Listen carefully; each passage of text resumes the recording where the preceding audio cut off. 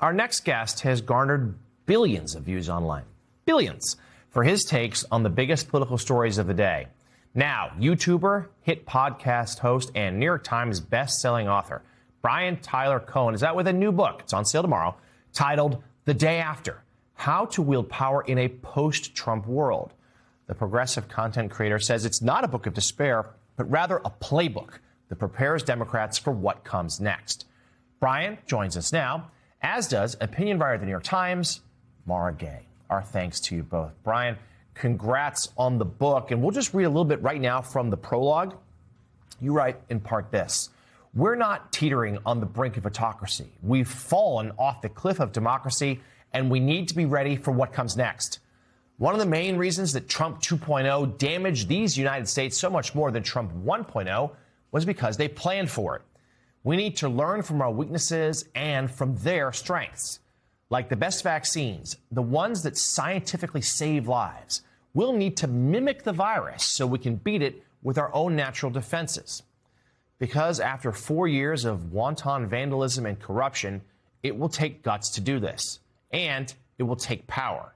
Not just winning power, but wielding it effectively once progressives have gotten it back. And of course, progressives, Brian, still have to do that. But let's take the assumption that they do. What do you mean, though? I'm really struck by the phrase mimic a virus. What do you mean by the lessons, I suppose, that progressives, that liberals, that Democrats could take from these Republicans?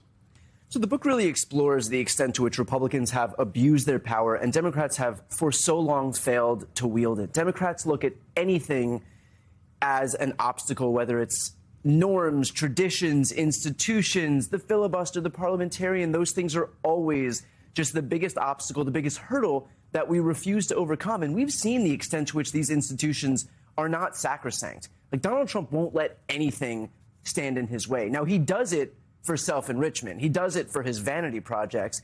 And so my argument here is that Democrats need to look at the institutions in the same way that the Republicans do, but we have to do it for virtuous reasons. We have to do it so that we can deliver health care, so that we can combat climate change, so that we can usher in a just economy, so that we can expand voting rights, especially at a time when they're shrinking across the country. But we cannot allow, the smallest of hurdles to block us, because, frankly, folks are going to lose faith that government is going to be able to work for them unless we're able to deliver.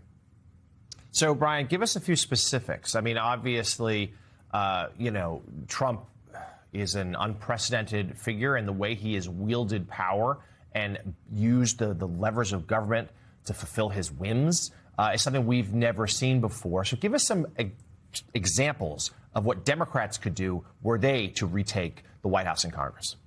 I argue that Democrats need to expand the court. So right now, we have 9 Supreme Court justices. That is not in the Constitution. That number is not sacrosanct.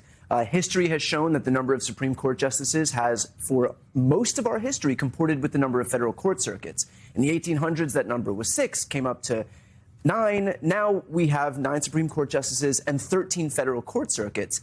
Again, that number is not sacrosanct. Mitch McConnell brought that number from 9 to 8 when they were holding Merrick Garland off of the court for a year because they were holding that seat for Amy Coney Barrett. So there is a historical argument, and then there is also a moral imperative to do so.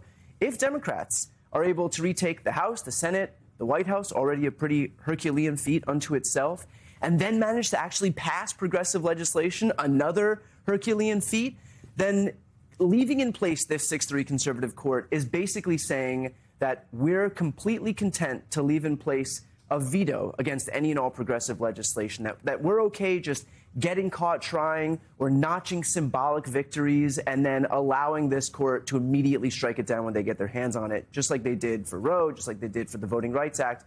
It's not good enough to get caught trying. If we want meaningful, lasting legislation, then we need to be willing to expand the Supreme Court.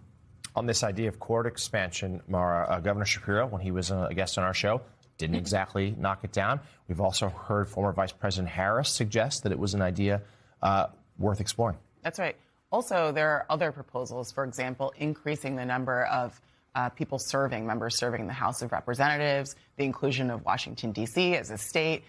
There are reforms that can be made. I think one thing we forget as Americans is that our Constitution which is a beautiful document and a living document to many of us, it's an old democracy. So many of the Western democracies that we're competitive with in Europe, they actually formed a democracy post-World War II. And so we might want to make some updates. And I think especially in cases where, for example, the number of folks on the Supreme Court is, it's not something that's fixed. But one question I had for you, Brian, is, there's no question that the anger among Democratic voters in the base toward the establishment is there. We're seeing it in primary races all across the country. What do you think the progressive capacity for winning in swing states and swing districts is, in those more moderate districts where the establishment says, hey, that's nice that you're electing Democratic Socialists in New York, but what are we going to do to win Congress in these more conservative parts of America? How do they do that? I think the beauty of a Big Ten party is that you have to be willing to be a Big Ten party. There are going to be districts where moderates can win, and that's okay. Who gets elected in New York is not necessarily who's going to look the same in Texas or in Florida. That's okay.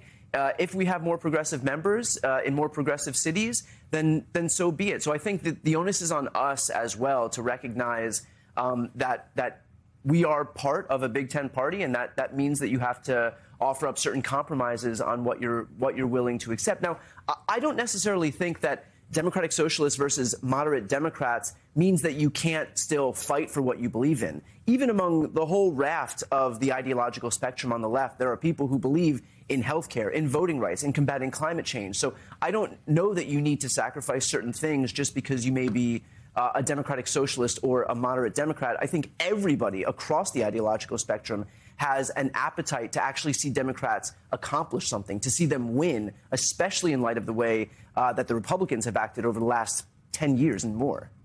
These are the kind of conversations that are happening across Democratic politics right now. The thought-provoking new book titled The Day After: How to Wield Power in a Post-Trump World. It goes on sale tomorrow.